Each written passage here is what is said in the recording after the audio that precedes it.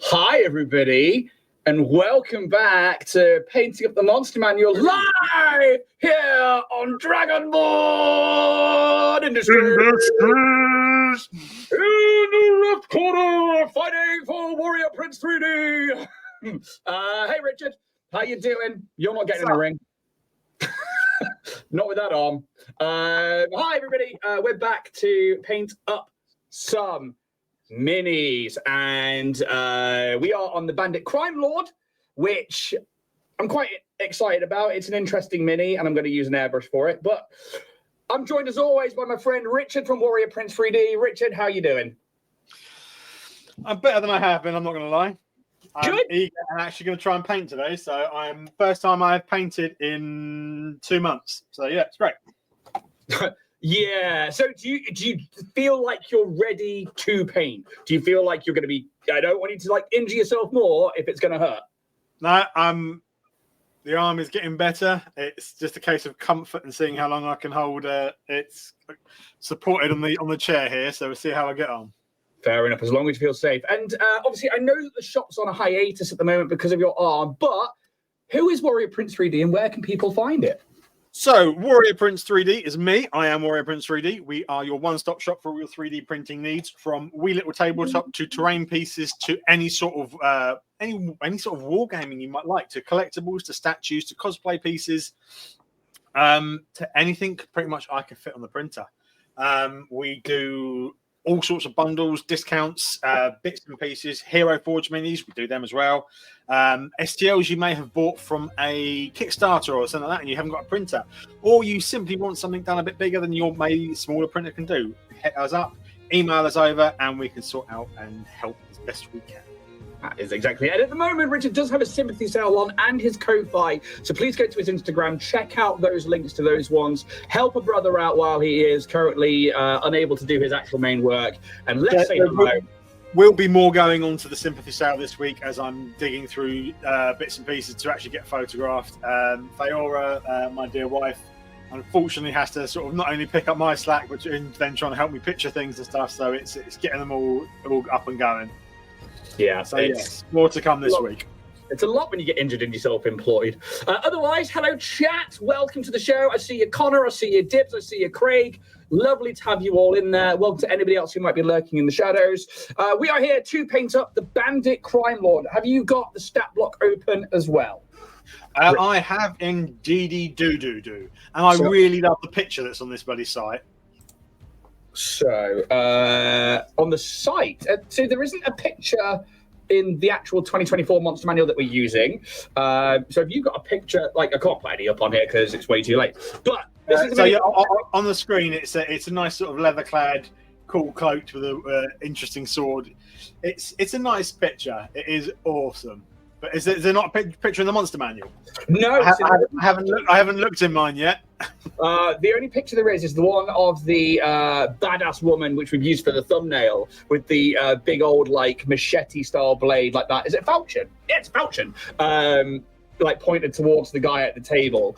But otherwise, that's the only one in the actual 2024 Monster Manual. Otherwise, this is a CR11 creature. This is quite a biggie. And we've been talking about how you upscale bandits and stuff with D&D 5e, and how that's something that Richard especially is very good at doing, and something that he will do a lot with things is upscale them, give them other abilities and traits. But I think with D&D 2024, what we're seeing is more of those, okay, here's the bandits, here's their buddies, here's their boss. And this is the boss of the bandit. So, yeah, CR11, big old stat block on there. This is a decent fight, especially the fact that you could then throw in those things like the Deceivers and also the regular bandits at CR18. Have a couple of lieutenants and then, a handful of bots.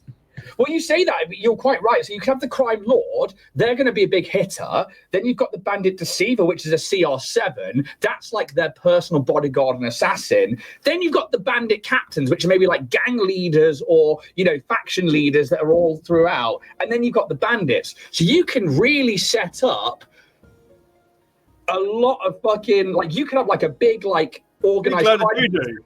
Because there ain't no way in hell that someone who's gotten this far is not going to have some fodder around him as a bit of bloody shielding. Right? I genuinely think that this is a massive fucking stat block that you can play around with, not only just as a bad guy or like a monster, but as an NPC as well. It's fucking insane. I'm just trying to find a way to get my phone to stand up because I've been an idiot and not brought up my phone holder after we pre-recorded last night's Bloodpunk episode. There we go. We can go just there. To which end then, obviously, we've got the Artisan Guild minis. You did send me a picture, but I can't get it up on the screen right now because it came through a little bit too late, I'm afraid. I thought I'd better do just in case. But yes, these are from Artisan Guild. One thing I did, I don't know if, I'm pretty sure I included it in your little bag, but I gave mine 2 swords. Nice. That's cool. So one of the nice things about 3D printing is you can mirror things. So usually this guy only comes with 1 sword in his left hand. But I can copy and mirror it. So yeah. Thought I'd have a bit of fun with this one because I really don't like the crossbow.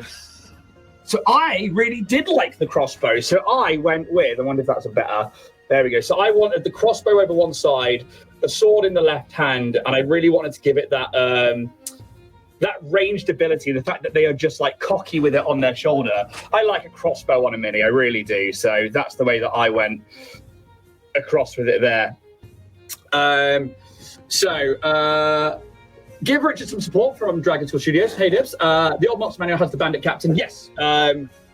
Listed are just the standard Bandit and the Captain. Only the Captain is pictured, and he's pirate-esque. Yeah, exactly that. I think the 5e Monster Manual, again, not everything had a picture in it, and they did do like official art with like other modules and stuff, and I think that's probably what they're doing here. But yeah, they did. I think the original one did look very piratey. It was very kind of like cloth-based clothing and stuff like that. To which end, then, do you know how you're going to paint yours up today? I'm going to speed paint the living shit out of it and possibly put a bit of sepia ink on it as well. Okay, fair enough. I am going to attempt to airbrush as much as I can. In terms of, I'm going to probably. What are you airbrushing? Yeah, so I'm going to use the Iwata that obviously the airbrush company sent us out. This is the Iwata Eclipse. It's one of the more basic ones, but I have fallen in love with it, especially because I can get a really finite spray on it. So what I'm going to do. Downplay your airbrush there. It is not a basic airbrush. It is a piece of beauty. I have got one as well. I thought this was like compared to your one, like one of the more basic ones. No. So the Eclipses are mid to sort of higher range.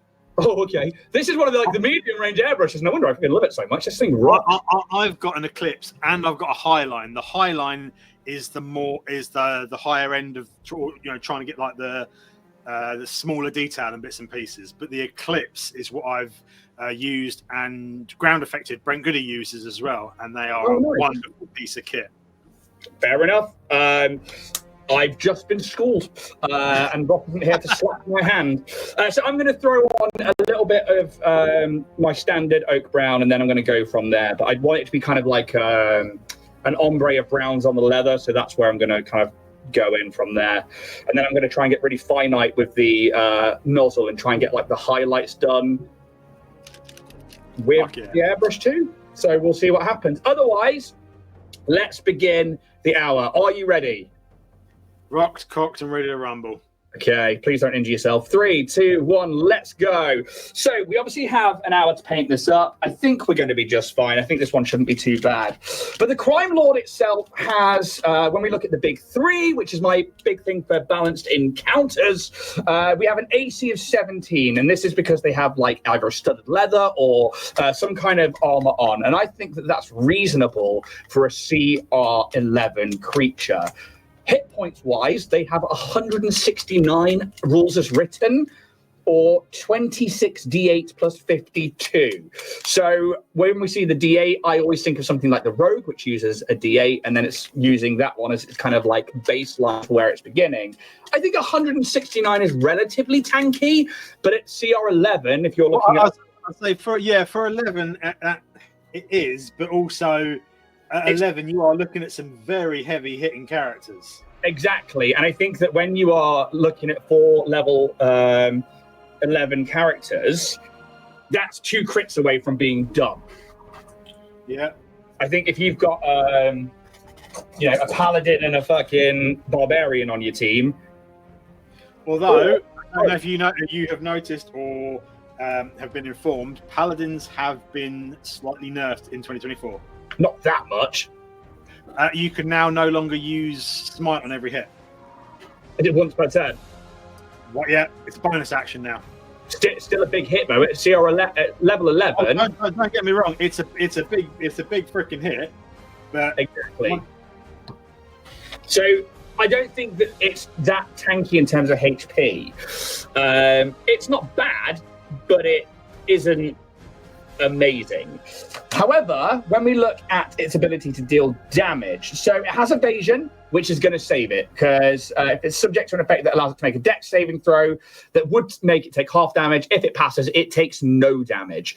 Fantastic rogue trait there. Multi-attack, it makes 3 attacks using a scimitar or pistol, which you could flavor out to be something else. You are looking, with the fact that it's got sneak attack on top of it, essentially, without needing the sneak attack rules, you've got the scimitar, +9 to hit, 5-foot reach, 2d6 +5 slashing damage, plus 4d6 poison damage. Pistol is a 30-foot range up to 90 foot, +9 to hit, 1d10 +5, and again 4d6 poison damage, and has deadly aim as a bonus action, which gives it advantage on its next attack roll. And if it hits with an attack that deals that, it deals an additional 8d6 poison damage. Hot diggity damn. So if this thing hits, it is going off. And if you do crit rolls like we do crit rolls, that's where the real threat is. So I think they've kept the AC and the HP down to make its big hits really fucking matter. And I don't know, what are your thoughts on that? It's bandits, obviously rogues, are the traditional glass cannon. So it is a case of it's going to have the smaller sort of HP, the hit point pool, because the fact is it can drop most sort of things quite dramatically in a round of attacks. Yeah, I think so too. And it's, I think you're going to get a couple of turns out of this before it's completely destroyed. But also then talking about like how you'd implement this, if this is a crime lord, they are not going to be on their own until they've at least fled a little bit from a main fight. I think, like Richard said, and like we spoke about before, they're going to have deceivers around them. They're going to have captains around them, and they're going to have regular bandits around them. This is not going to be an easy fight. They are going to be either in an established party, or they are going to outnumber you. And at that level, they are, if you're going to, make it a good fight, they're going to have a few tricks up their sleeve. There ain't no reason why they couldn't have a spell scroll or two, or a couple of wands. But not only that, it's like, what about other things they've stolen, loot? What about things that they've got? So things like spell scrolls, things like magic items, things like armor that's going to be better. Like, you could take, a bandit crime lord will probably have a fucking decent plus something weapon or a magical item that's been gifted to them or they've stolen because they're a crime lord. Yeah, they're going to have some fucking shit. They're going to have the stuff the party is looking for, which is probably why you're encountering them. Plus, it's a cool sort of thing to put in like a big stone golem thing or something like that, See, that's also cool. I like the idea of having somewhere like Riften from Skyrim, where you've got this like underground crime lord area, and then obviously like the main crime lord, if you encounter them in that place, everyone's going to attack you. They're going to be like, all right, I'm going to go to my safe room, or I'm going to go further into the dungeon and try and get away. There's going to be traps. There's going to be magical items or creatures. There's going to be so much that you can implement into this. And I think it's probably one of the most narrative monsters, because you could build an entire story arc around just the monster stat block.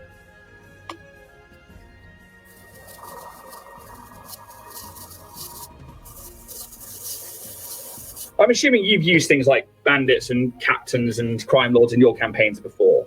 Oh, fuck yeah.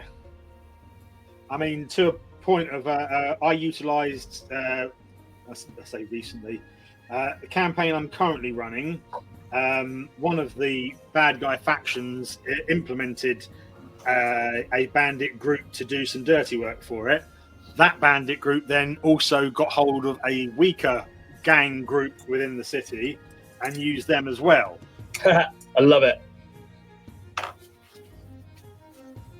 Yeah, I think when it comes to like big settlements and stuff like that, I'm huge on using them.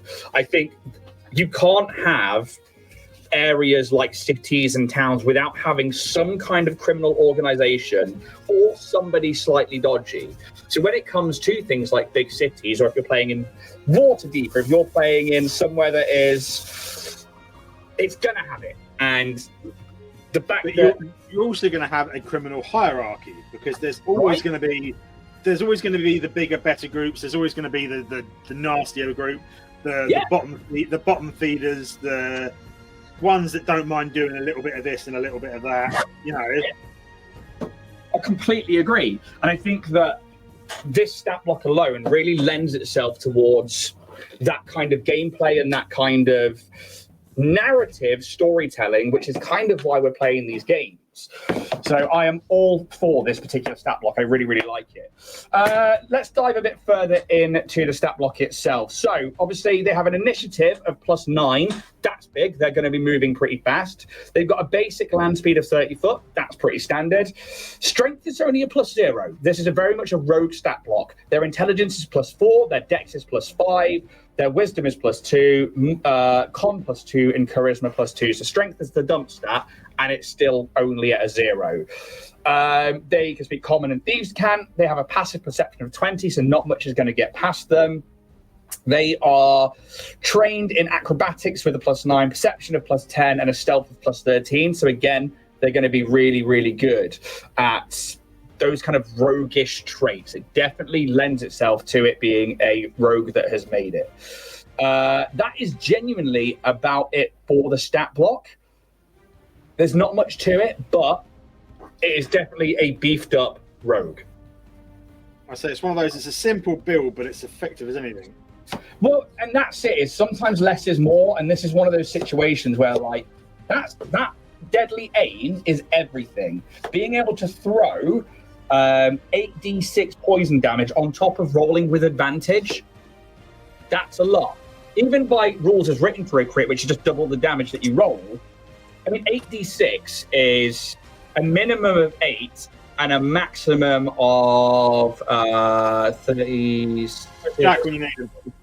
Yeah, I know, right? 34, 36, 44, 42, 48. So maximum 48, which then if you doubled that, that's like 96 damage if you rolled really, really well, on top of the other 4d6 and the weapon damage. Absolutely insane.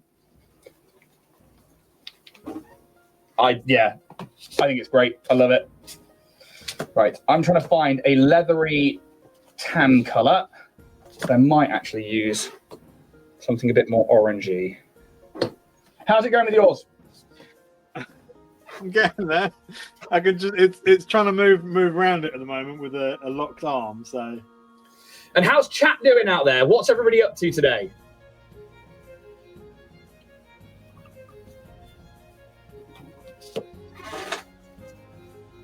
Right. There is my thinner. That's my cleaner. I need my airbrush thinner. So while you are airbrushing, I'm going to check in chat. And to just work for Dragon Skull. Craig, I swear you're off work today. Next week. ConCon, getting emulates to work. Emulate, is that a particular program or a particular emulator? I imagine it's an emulator, knowing Connor.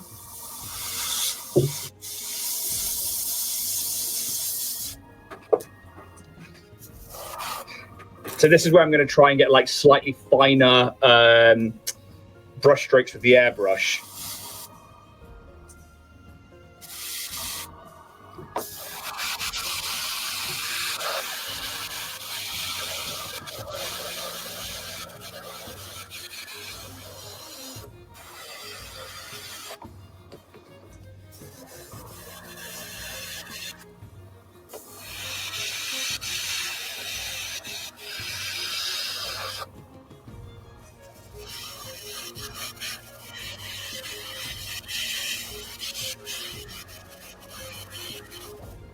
I'm going to try and do the cloak with maybe this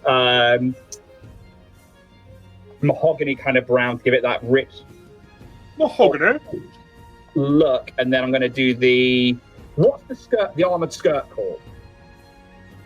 Like, I'm sure I've got a real name, and I need Dak here to tell me because Dak knows all of the history stuff. That I think I'm going to do in a slightly different leather. I might leave the boots the same as the cloak.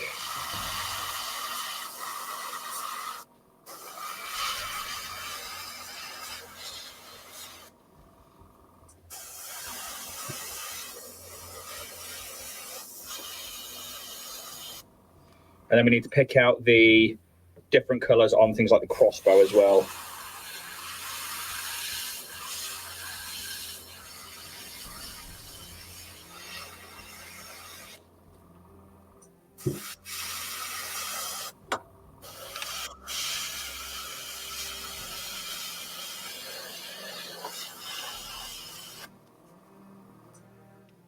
Yeah, let's go with that. Right. A PS2 one, nice. What are you looking to play, Connor? Next week I'll get to paint along. Hell yeah! I'm having a break from painting walls. You painted walls again? I feel like you did that recently. Really, walls, not 3D printed ones. Yeah. God, I hate house decorating. It's just not for me. I used to do it for a living. Fuck that. Manual labour, you say? Nay! No. Ugh. Right. There's a lot of detail to pick out with the buckles and stuff, but I don't think that's going to be too much of a problem. Let's grab some yellow and change this up a little bit. So, what else could you do with the Crime Lord, do you reckon, Richard? Problem is, I mean, for me personally, it's one of those ones that's an end stage thing, because they're not the sort of, I say, creature, person, whatever the feck they are, to be going out hunting, because they have built themselves up and they are a lord, you know, a crime lord for a reason. They're going to be, they're going to be a puppeteer. However, they are the sort of one that you might find at a silly little a royal ball sort of thing. Actually, you know, society. Yeah, cozying up with the big wigs. I really like the idea of that, of having this. Because you expect to see like mobsters at like a Met Gala for the police, because they're like, I'm obviously chummy with the fucking police commissioner, and I'm here, and you know I'm a fucking criminal. Yep. I'm just a businessman. So I like the idea of that, and you know, it's almost like that untouchable sort of attitude, you know. Yeah, I really like that actually, because that then gives you this. What that does as well is like maybe the party's been tasked to like take them on, or they've stolen from something from them, or they've pissed off the crime lord. You end up as well at this like royal ball or whatever because you've been invited there by the king, the queen, whoever, for saving the town, the city, and then they're like, "Oh, so you're the adventurers that recently solved the crime? How interesting! That's it. How nice to put a face to the stories, right?" And then you could be like, "Oh shit, we can't fucking just kick off here." And it's like, oh, how ingratiated into society are these people? Oh, that's a good idea, Richard. I like that a lot.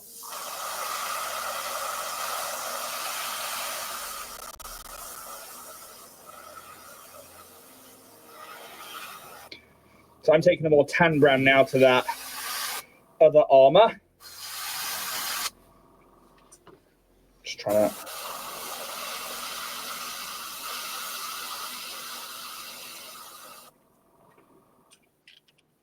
Yeah, so that's what I'm after.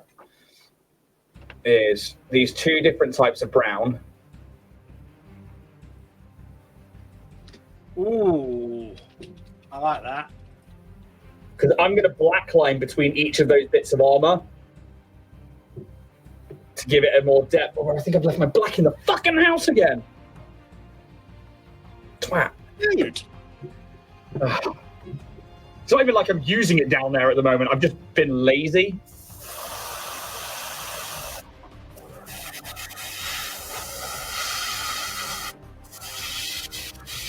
I'm also making that pauldron over the cloak the same brown as well. I've started out with a bright red, but I'm going to be putting a couple of darker sort of inks in, I think. Oh, really? That's cool.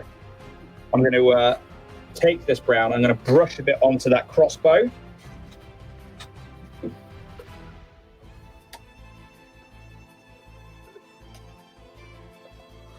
Let's go down here. And then I will probably use something of a wash on the crossbow to get the wood grain back out. Lots of things, mate. Transformers, Ring of Red, some Scooby-Doo, nice.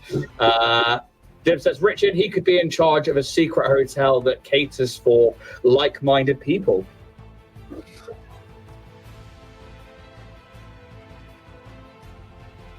Fit quite perfect.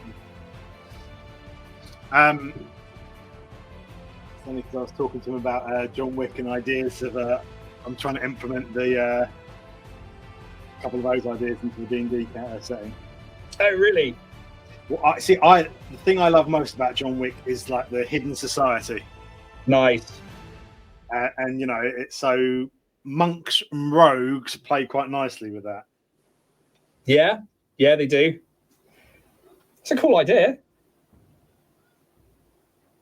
A very cool idea, actually.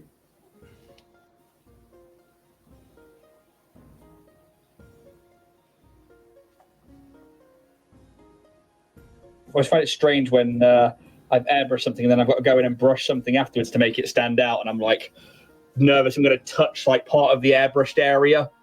Yeah. That's why I now keep a hair dryer on the standby. Just trying to be really dainty with my hands and support myself.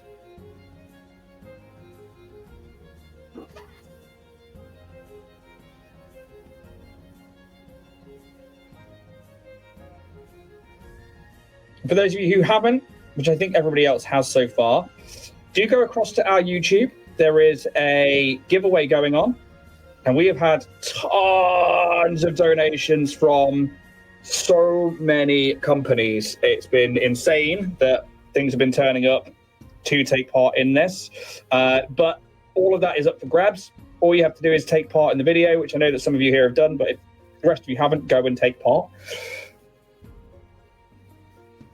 You obviously could win that Diggy Diggy Hold Ice, the Tower from Richard, the Healing Potion set, and then all of those board games and those dungeon tokens, the doors, all up for grabs. Whole mess of awesome shite.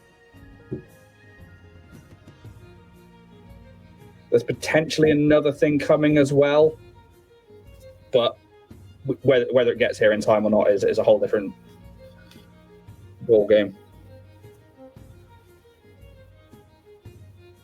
Oh God, please don't touch the cloak.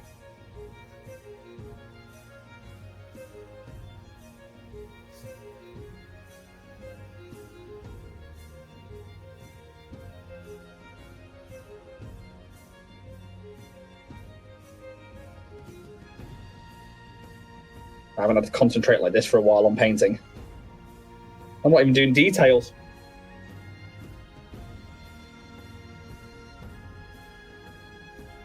I haven't had to paint in a while, so it's taking some adjusting, especially with the cast. How are you finding it? I'm not able to move my arm to sort of manipulate the model as much as I would normally, so I'm having to just be careful with trying to do instinctual swishes like I've just done, and I've got hair and I've got black in the bloody face now. It'll still come out like a fucking ridiculously well done model. Yeah, I fucking wish. Okay, so that is crossbow base layers done. I need to get into that eye. I need to get the sword base layers done. So let's tip the brown out. And then go from there.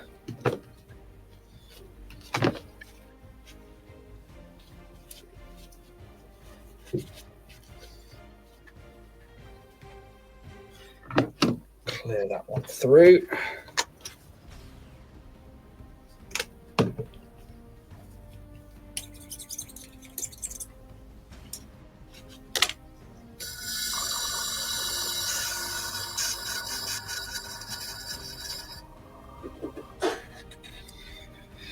There's that one.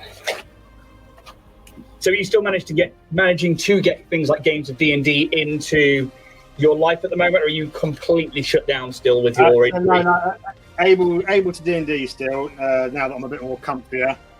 Good. Which is quite good. I'm glad that at least you're able to do things like that. That makes a massive difference to being... I was hoping to have done a little bit of gaming while I've been off, but I've not been able to obviously hold a PS5 controller or use the keyboard and the PC. So, oh man, I've completed Command and Conquer this week, not last week, and this week I completed XCOM 2. Oh really? Yeah. Wow. Yeah, fair enough. Right. Just gonna use the airbrush to dry that crossbow. Tempted to grab a sepia ink and then hit some shadows, but I don't know. How long have we got? We got 36 minutes. I also need to paint the face and the eyes and do the sword and everything, so I might just leave it be.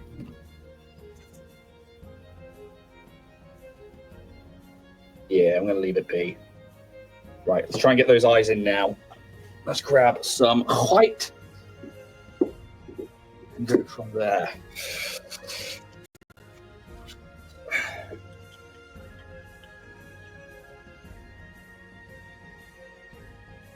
I had Alex over the other night just because we haven't chilled out in a while, and we were just sat there painting. I didn't really need to do much, so I just grabbed a Legion mini that I hadn't painted up, and I grabbed Luke from the original core set, and I must have spent 30 minutes just without dental goggles trying to get the fucking eyes in.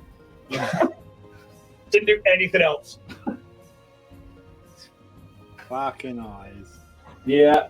I'm going to try and find my dental goggles now and do the same. This time do it properly. Right. Where's my oak brown? So, let's grab that. I need the white first, and I need a very fine brush.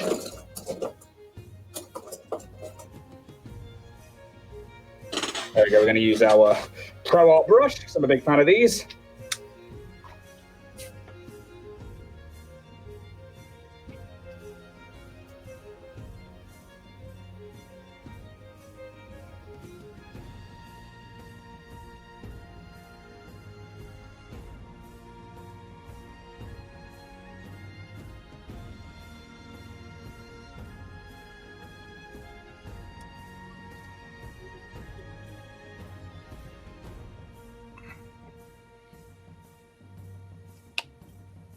Trying to get in the sides of this bloody hood's a pain in the ass. Yeah, I've just realised that. Trying to get inside it for one of the eyes is a... Just remember the eye that is covered is an eye patch. Oh, is it? Yeah. Thank you for telling me, because I was just about to go in and try and dab it.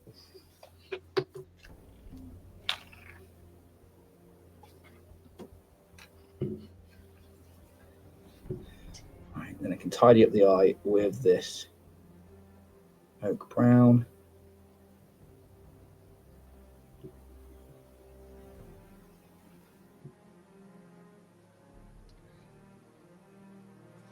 One just looks a fucking mess at the moment.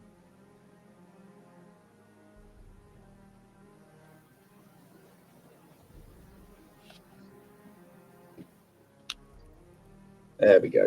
Right. I can leave the eye alone. Don't fucking touch it.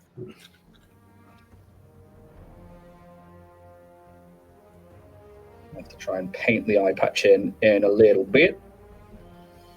Okay, so let's grab some silver for the blade, and then I'll use gold on the handle to give it that like fancy rapier.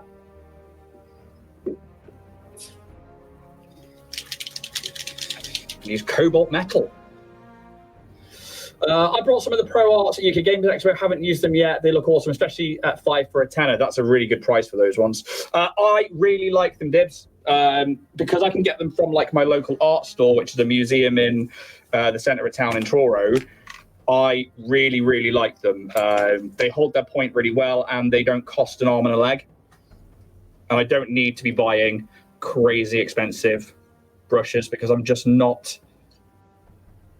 bad at painting. If you say you're not good enough, I'm going to slap you. Not good enough. It's not that I'm not good enough. I'm just not painting enough anymore. That's all right then.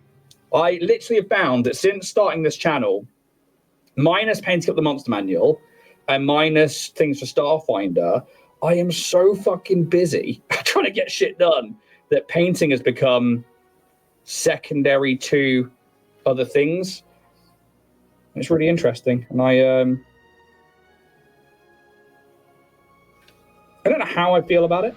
I enjoy the painting. What I don't want it to become is like I have to paint, and it becomes a pain in the ass. And I think that might be because I have to paint things for Starfinder. Maybe I like put other things on the back foot. Yeah. So you get quite a bit done for Starfinder at the end of the day. Fucking ridiculous.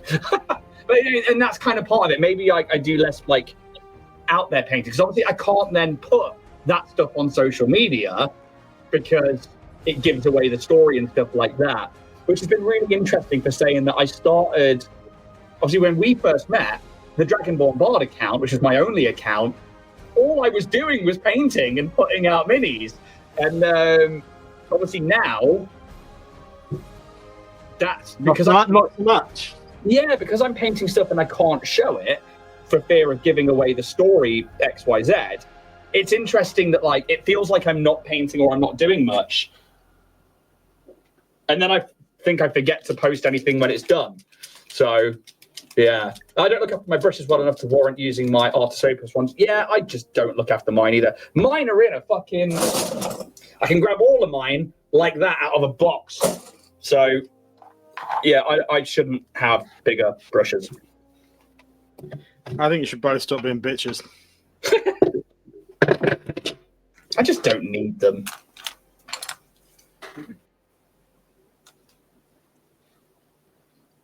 All right, let's get that gold onto that rapier's crossguard.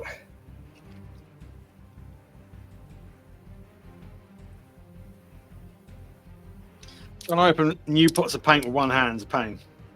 Yeah, I bet. I'm just glad you're painting, like, and it's not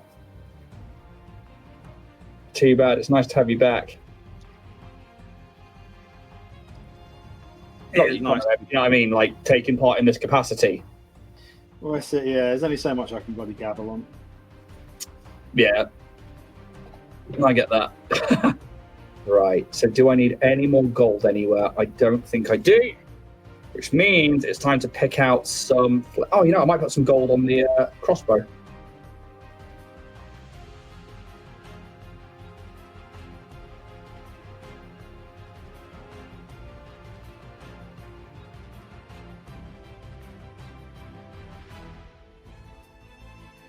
Okay. So I forgot that I'd sorted out the music on this a while ago, and I don't know if you can hear it or if anybody else out there can hear it. But it's obviously we were chatting about it the other day, and like they have like standard like individual tracks, but you can like upload your own. And I just like mashed 5 tracks together from Epedemic Sound and like threw them into here. And I was like, that works. I was like, oh shit, I need to redo the sound. I was like, actually, no, I don't. I fucking sorted it. It is boss. Slacker, I baby my brushes. Yeah, fair enough. But I think Dibs and Craig, you guys do so much more painting than I do, and on such a wide, varied amount of stuff, whereas mine's very finite now and very much on, like, I'm running it for certain things and that's it.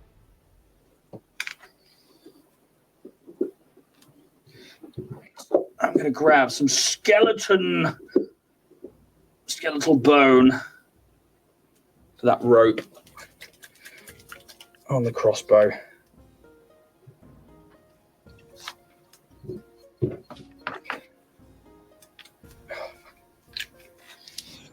Right.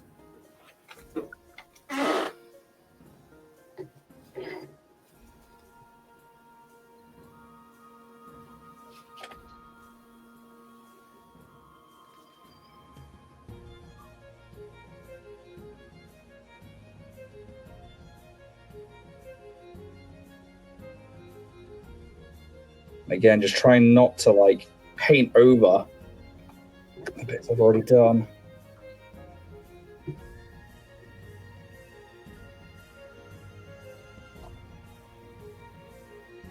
What is on everyone's painting table out there at the moment?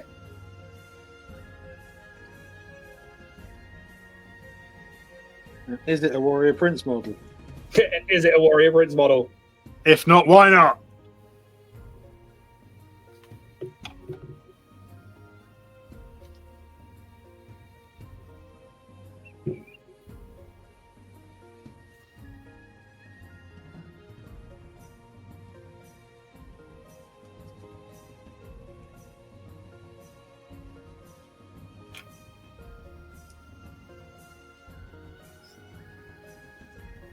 That rope is so close to the back of that cloak's collar if you're using the crossbow.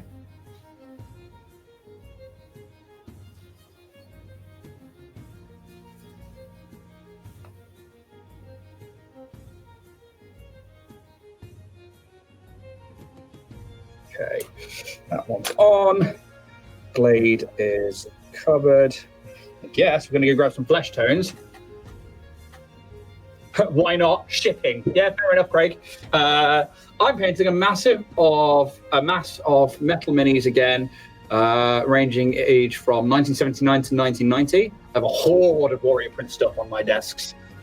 Yes, you do. Although, actually, Richard, I don't know if you've seen this yet. I recently painted up, and I did paint up something for a campaign.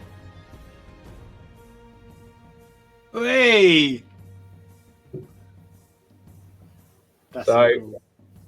painted up a goblin the other day for Bloodpunk. So that was fun. That was really good fun. About Bloodpunk when we get off of it. Say again? I said I need to talk to you about Bloodpunk when we finish on here. Okay, yeah, no problem. We pre-recorded last night's episode. Tonight's episode last night. Do you always pre-record or? No, Jack's away at a concert tonight, so we pre-recorded. We try and be live where we can. Is that him and his band? No, Deftones. Okay. I don't think their band have done anything for a while because everyone's had kids and stuff. Deary me. Yeah. And there's Jack just like, I want to play guitar. Okay.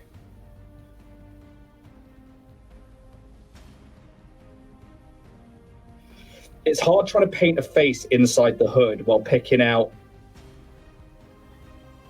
What's even worse for me is the speed paint I used just made it look like it was a base coat. Oh, really? Yeah, so I had to go in and do a little bit more actual depth to it because I fucking hate painting with flesh because I'm shit at it.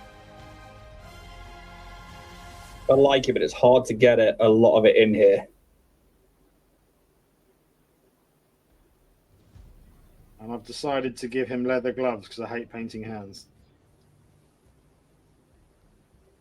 Nope, I'm going in apparently doing hands. Fucking fancy pants bastard.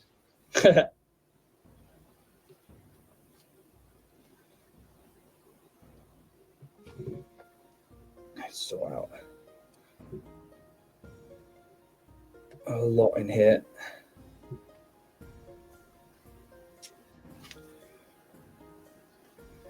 Right. How long we got? 23 minutes. I think I'll be tabletop ready. You reckon? Yeah.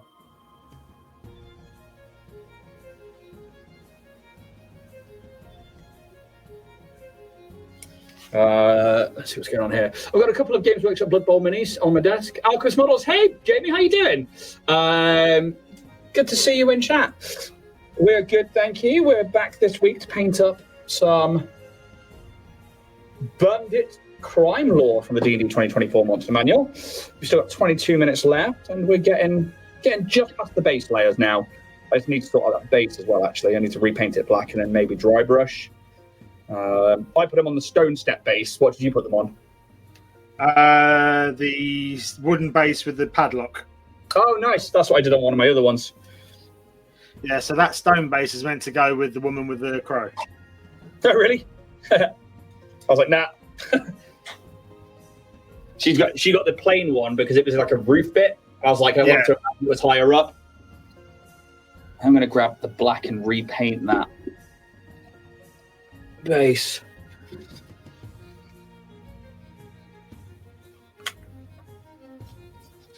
I actually need to find out when I need to start printing models again. Yeah. For the show. So we can't have that many left in the stock of stuff, have we? So we've got the two berserkers. Oh yeah, still got them. The next one's the beholder.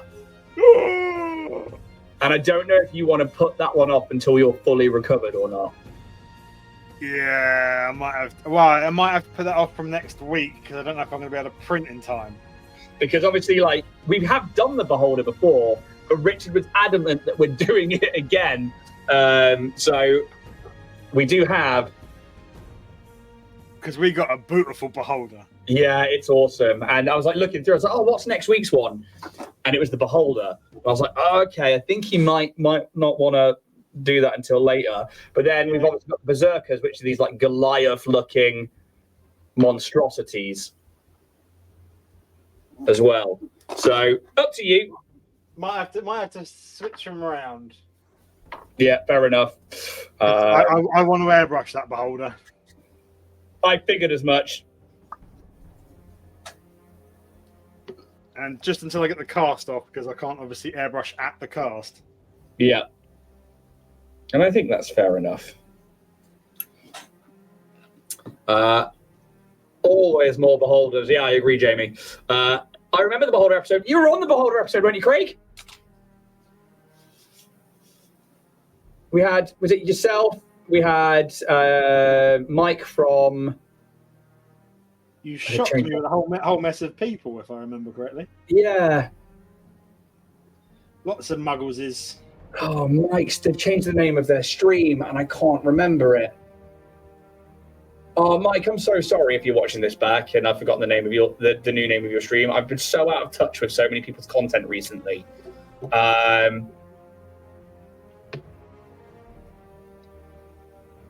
Oh, that's escaped me. That's going to really annoy me now. And I need to not get sidetracked while I'm trying to paint. Right. That black is dead, so I need a different one. Just under 20 minutes now.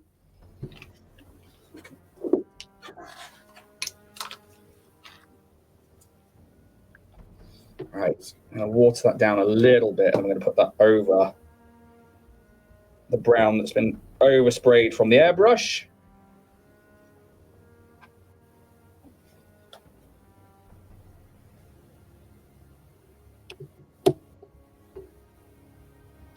Let's go from there.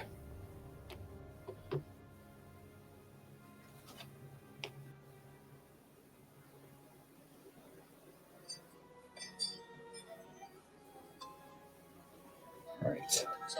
Bear with me 2 ticks. Is that your doorbell? Yeah. Someone's got some white mail. Okay, we're going to have to pick out the edges and the things like the belts with different things. I really want to go get my black for the black lining, because that was something I like to do, and people will have seen it before, especially if you're live with the standard audience, is to black line between separate areas of clothing. And when you've got something that's pretty much all browns and leathers, it just gives you that separation by putting a line underneath and over the belt, for example, or between the plates. And I really, really enjoy doing that, because I think it then makes a simple base layer really pop. And I'm very tempted to run down and go grab that now, but I think I might pick out some other details like this potion and maybe another layer on the face before I do that. Oh, the hands! I haven't done the hands.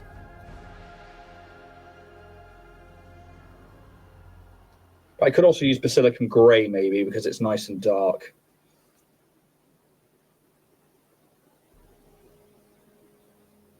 Okay, just going to grab each one of those individual fingers. Just painting over the area there. Get the tendons on the back of the hand.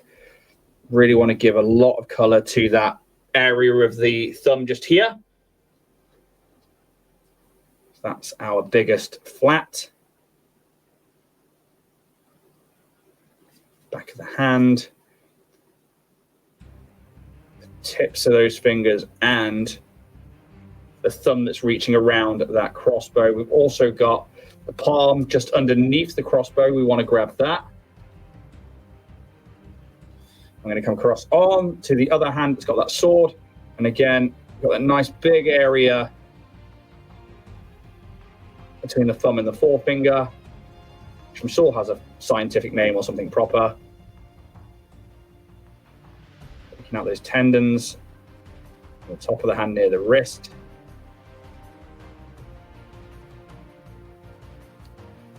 Again, coming in just to try and get each one of the fingers individually.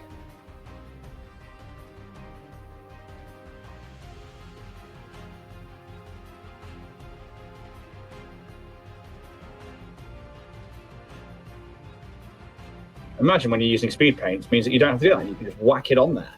But I'm not. So I'm picking out all those individual areas that I really want to highlight.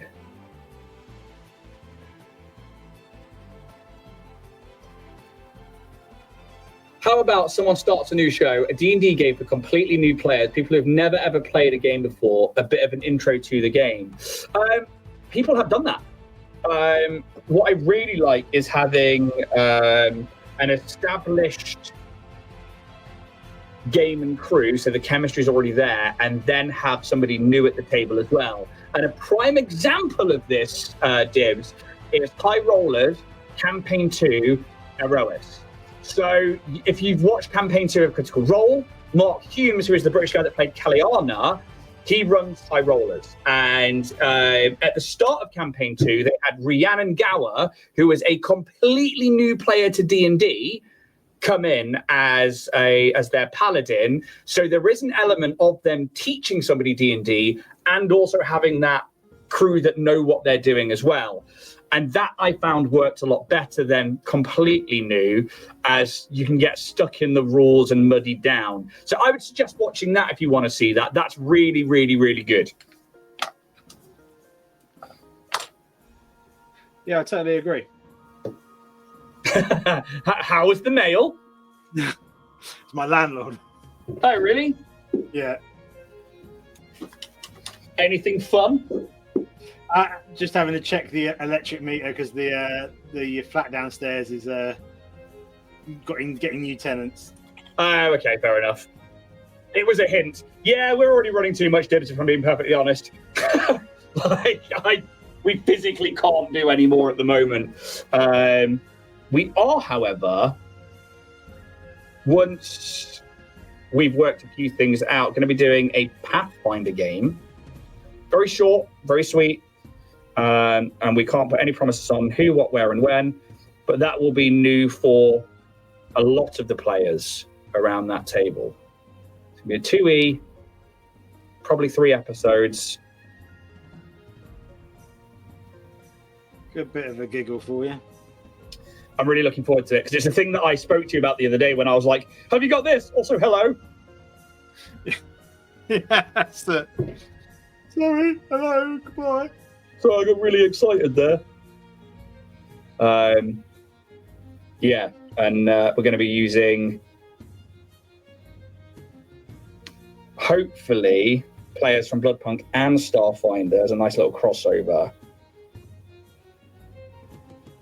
into Pathfinder 2E, as we look to play more of those games than we do Dungeons and Dragons, which is still Dungeons and Dragons realistically. Yeah. So I'm using True Blood on the potion. I went for green. I was about to. I literally had green skin out, and I was like, nah, I'm going to go True Blood and make it reflective. I went. I don't know if you can. I went for green on the bottom, and I've done like a light blue on top, so it's like a half full one. Nice. Right.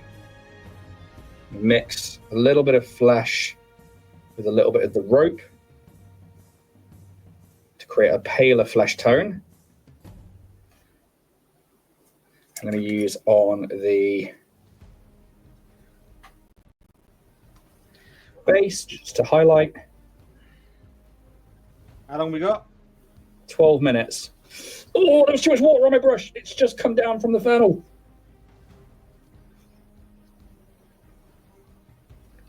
Sorry, we fixed it.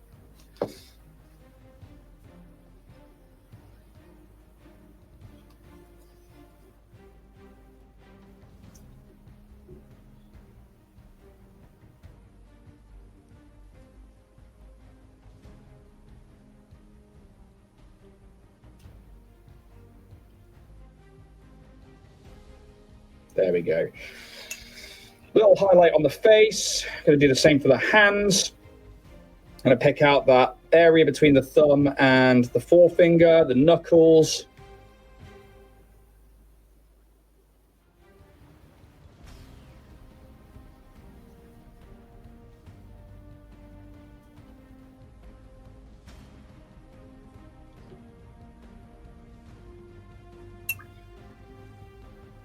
Brush splitting away there. I need to make sure that doesn't happen.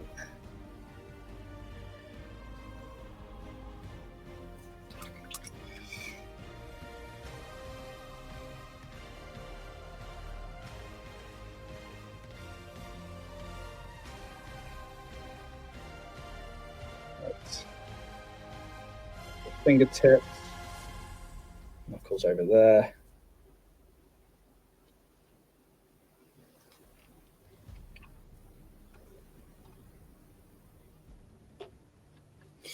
Right.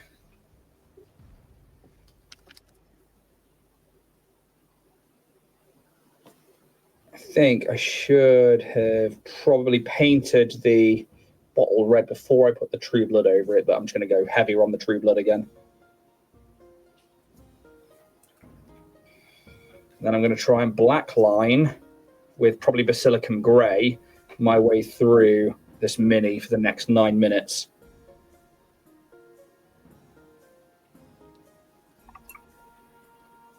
The Mist Lounge. Yes, they have changed their name to something else, and I cannot remember it. Oh, Mike, what did you call it? D8 Studios. Dark Aether Studios. Why the name change? Rebranding.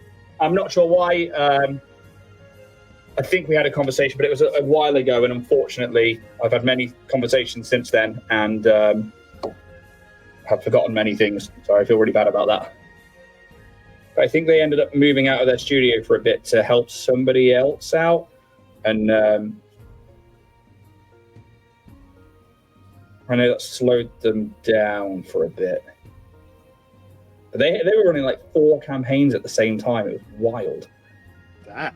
They all affected each other as well, so like they were across different timelines, And I was like, that's too much work. You're just making me want to go back and watch True Blood now. It's a show I've never seen. 4 campaigns on different timelines and all affecting each other. Yeah, that would be a... It's a lot, right? That's a migraine waiting to happen right there. Yeah, I'm like, that's not for me. running one campaign while starting to formulate ideas for the second one is enough. I mean, I've tied all my campaigns together so they're in the same world and there's like a one big overall arc sort of thing. For sure, that's what we're going to be doing as well. That is hard enough as it is. Right? That is making sure like timelines match up and stuff like that, and the right things are happening in the right campaigns. Yeah. So, and we absolutely will be doing the same thing with Starfinder, like where we have the timeline now. We're playing in 317 and 18 AG. Then there'll probably be a gap of a few years, and then the next campaign will come in. Yeah. But also like trying to use official lore while also homebrewing lore. It's a lot. That's it, and changing lore and ad-libbing and... Yeah, basically. Oh, you know what? I could use a black ink. That could be interesting. Or now hear me out, you could not. I'm going to use that for my black lining.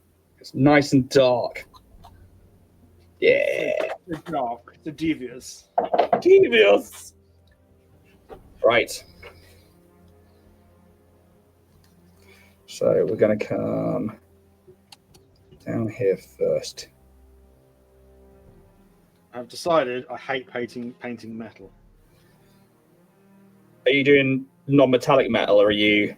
I can't do that for shit, and that's pretty much probably the reason why it pisses me off so much. Because I hate just painting silver on something. It does not look metal. No, that's how you got to find the right dry brushing or the right highlights. But then that's also what like triad systems are for. So like having plate mail, then chain mail, then whatever the next one is from the army painter. But it's like whether I can never be bothered to do all of that. Well, that's it.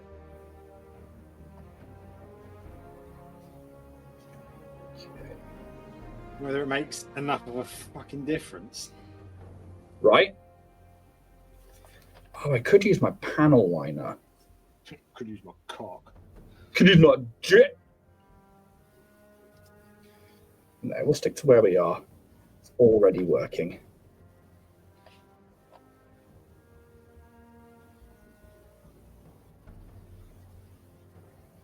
Like, and already with 5 seconds, 10 seconds of like black lining things like the pleated skirt and the belt, it already starts to give you that separation between those same areas of color. Just need to go a little heavier. Speed paint can be a great hack to NMM. Yeah, you do a lot of that, Jamie. Like, tons of it, and it's fucking insane. Obviously, for those who haven't checked out Alchemist Models, Jamie does tons of Patreon tutorials using speed paints and giving out the recipes and stuff. So there's a lot of time video editing, and it shows. I'm always impressed when I see like a 20-second video from him, and it's like an entire model painted. I'm like, I could do that. Oh yeah, no, I can't. No, I fucking can't. I think I basically speed paints now. Yeah, that's fair enough.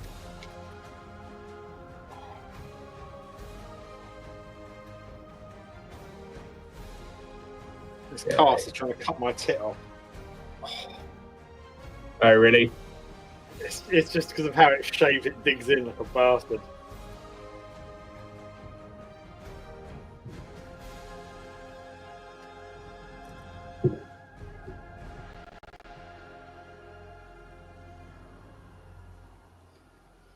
Not all that far away, I don't think. Gonna throw a little bit of a grey dry brush over that base. That buttery biscuit base. Buttery biscuit base.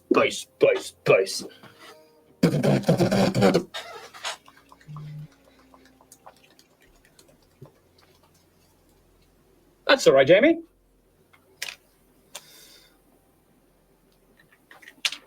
My fucking lid fell off. There it is. A nice soft dry brush. Yeah. So let's grab that.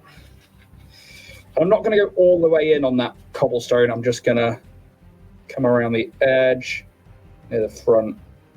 Just going to edge it to fuck. Pretty much.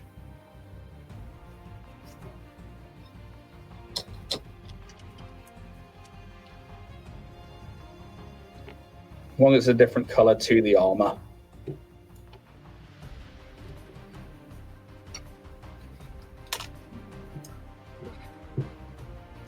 The rim on that base as well.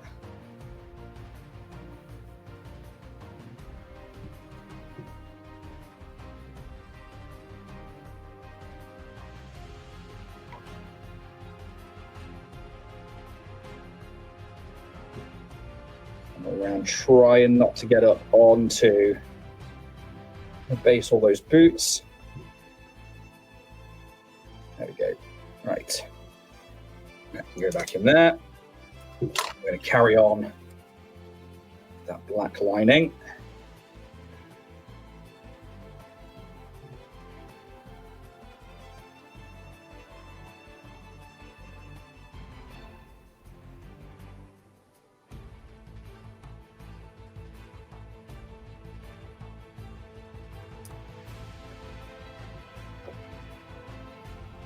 We're starting to stand out a bit more now.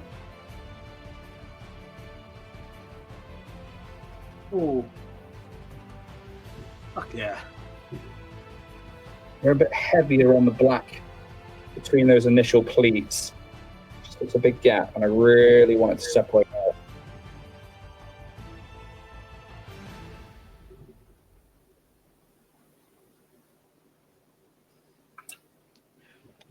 And we've got certain areas of studs where I need to put in a few colors, and I'm going to use gold.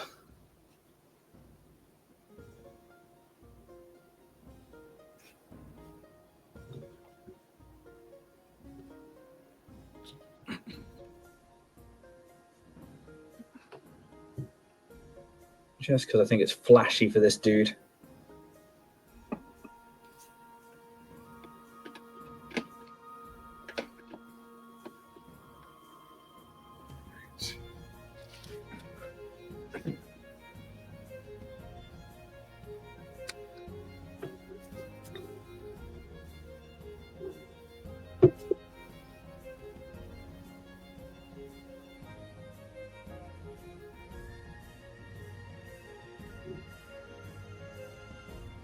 Well, we've only got 20 seconds.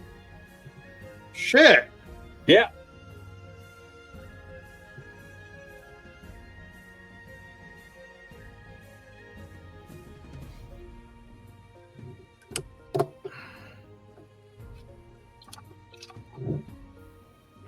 Quick.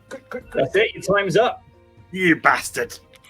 I didn't even realize that for a second there. So I looked up. So, the Bandit Crime Lord. Were you tabletop ready? If I hadn't had to answer the door, I would have been. Oh, that's not an excuse. If I can... That's it. Let's see if we can get you full screen and have a look. I don't know if I'm going to be able to lift the bloody...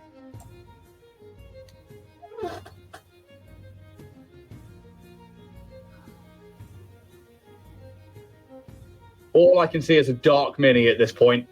I'm not going to cooperate.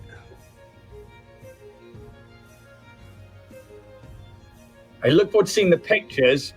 Yeah, so it's going to be a picture, but I can't adjust properly. It's all right. Let's see what we've got going on over here. So for me, obviously, I went straight into those browns to try and give it that standard fantasy leather and armor look. I think maybe looking back on it, I might have gone too dark blacks, blues for the pleated armored skirt, but I'm okay with it being pretty much a different range of browns. Again, I used 2 colors on the cloak and that was it, and left it there. And then just went to go try and pick out some highlights and black line in other bits. I think for tabletop ready, I'm happy with that. I'd like to have gotten some detailing done more on the crossbow, but it will certainly do to throw down on a table. Yeah.